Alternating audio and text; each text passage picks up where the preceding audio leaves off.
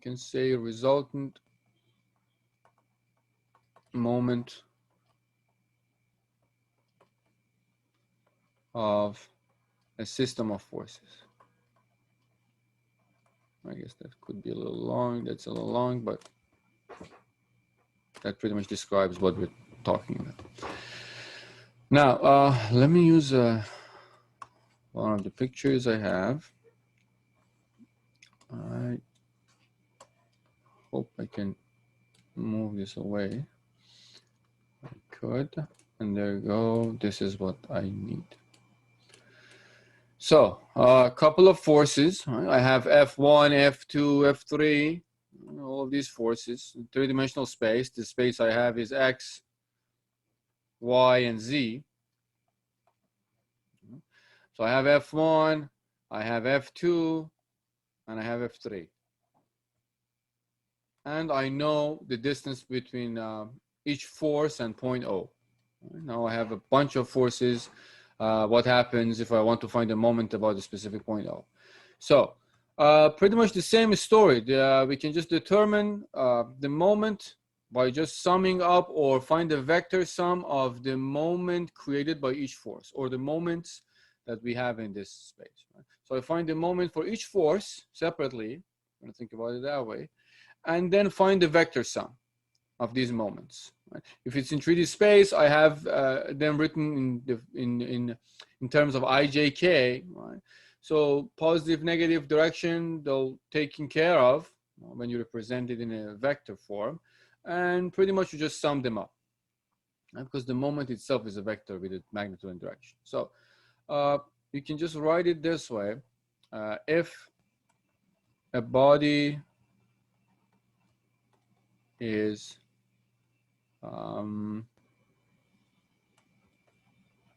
under the influence, let's put it this way, of a system of forces, like what we have here. You can think about that blue potato-shaped thing as a body. Right? The resultant force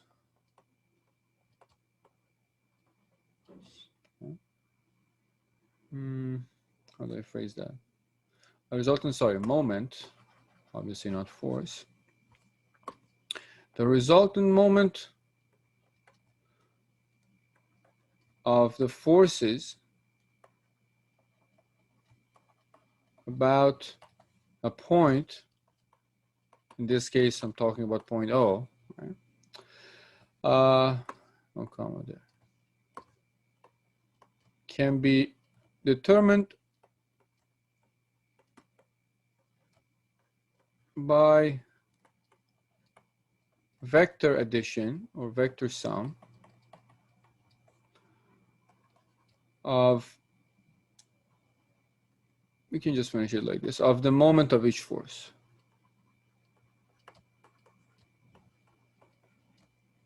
The moment created by each force about that point. And so if I want to write it mathematically, let's say MR, resultant moment, as a vector, and let's put it MR around point O. We can also just put MO if you want. Would be, in this case, I have M1 plus M2 plus M3. Right? Each of them are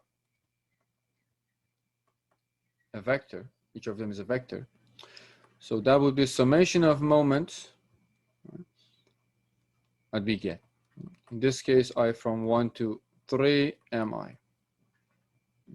If I want to write it in general form, right, resultant moment is the summation of moments IN. Let's say I have n number of forces, and you can even expand this and use the definition of a moment, like R cross F. Right, one time. R is the distance that force Ri is the distance of force Fi from point O. So it's a general form. So there's nothing I would say new there. All you need to do is that what you did for each force, right, before you were finding the vector, we're finding the force, position vector, we're finding the force, and then doing the cross product, finding the cross product, which would have given you the moment vector. Now, what you need to do is just to sum them up, all right? Just find the vector addition.